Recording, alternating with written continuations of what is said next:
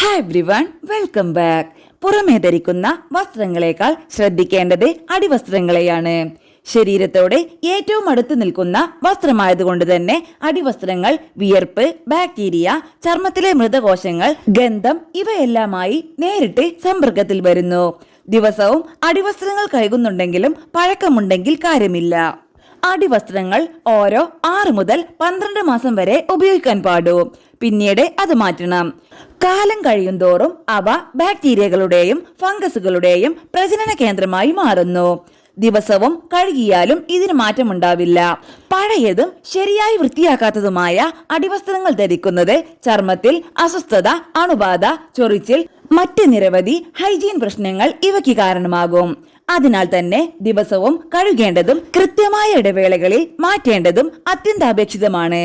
നനച്ചു എന്ന് കരുതി അതിലെ ബാക്ടീരിയകൾ പോവത്തില്ല. വളരെ ചെറിയ സുഷിരങ്ങളിൽ ബാക്ടീരിയ, ഫംഗസ്, ചർമ്മത്തിലെ മൃതകോശങ്ങൾ, ശരീരസ്രവങ്ങൾ ഇവയെല്ലാം കുടുങ്ങും. അതിനാൽ തന്നെ ഇവയെല്ലാം വൃത്തിഹീനമാണെന്ന് മാത്രമല്ല, തുടർച്ചയായി ഗന്ധം വരാനും ചർമ്മത്തിലെ അണുബാധകൾക്കും അലർജികൾക്കും ഉള്ള സാധ്യത വർദ്ധിപ്പിക്കുകയും ചെയ്യും. അടിവസ്ത്രങ്ങൾ മാറ്റണം ഈ രൂപത്തിലായാൽ: 1.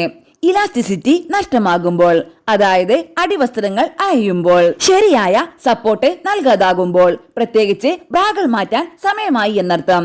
2. തുണിയുടെ കനം കുറയുകയോ ദ്വാരം വീഴുകയോ ചെയ്താൽ ഈ സ്ഥലങ്ങളിൽ ബാക്ടീരിയകൾ അടിഞ്ഞുകൂടുകയും നന്നായി വൃത്തിയാക്കാൻ സാധിക്കാതെ വരികയും ചെയ്യും.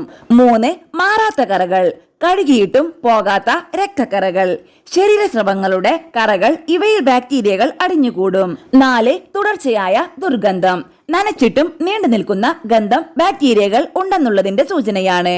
5. നിറം മങ്ങിയാൽ തുണി മോശമായി എന്നതിന്റെ ലക്ഷണം കൂടിയാണിത്. അതുപോലെ വ്യായാമം ചെയ്തിട്ടോ ചൂട് കൊണ്ടോ കൂടുതൽ വിയർക്കുകയാണെങ്കിലും അടിവസ്ത്രങ്ങൾ മാറണം. ചൂടും ഈർപ്പവും പൊടിയുമുള്ള കാലാവസ്ഥയിൽ ദിവസം 2 നേരം അടിവസ്ത്രങ്ങൾ മാറ്റണം. ഈർപ്പം, ശരീരത്തിന്റെ ചൂട്, ഫ്രിക്ഷൻ ഇവയെല്ലാം സൂക്ഷ്മജീവികളുടെ വളർച്ചയ്ക്ക് കാരണമാകുന്നു. ഒരു ദിവസത്തിലധികം ഒരേ അടിവസ്ത്രം ധരിക്കുന്നത് വിയർപ്പും ചർമ്മത്തിലെ എണ്ണമയവും അന്തരീക്ഷത്തിലെ മലിനവസ്തുക്കളും അതിൽ കലരാനും ഫംഗൽ, ബാക്ടീരിയൽ അണുബാധകൾക്കും കാരണമാകും.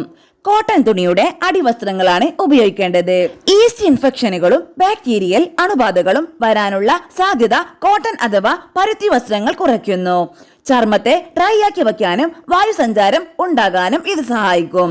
എന്നാൽ സിന്തറ്റിക് തുണിത്തരങ്ങൾ ഈർപ്പം നിലനിർത്തുകയും അസ്വസ്ഥതയും അലർജിയും ഉണ്ടാകാനുമുള്ള സാധ്യത വർദ്ധിപ്പിക്കുകയും ചെയ്യുന്നു. സ്വന്തം അടിവസ്ത്രം വൃത്തിയാക്കാൻ ചെറുപ്പത്തിലെ കുട്ടികളെ പഠിപ്പിക്കുക, പ്രത്യേകിച്ചും പെൺകുട്ടികളെ.